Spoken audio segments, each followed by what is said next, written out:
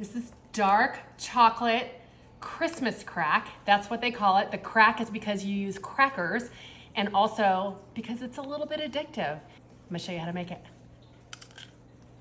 I'm gonna add 1 cup of butter and 1 cup of brown sugar to a saucepan.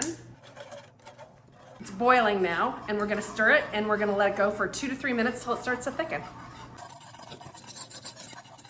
All right, we're gonna pour the toffee mixture that we just made over these crackers. I'm chopping up some dark chocolate, and I'm gonna throw some dark chocolate chips that I have as well. Melt chocolate in the microwave if you'd like, but I'm gonna do it on the stovetop. I've just got a little saucepan here with some water in it.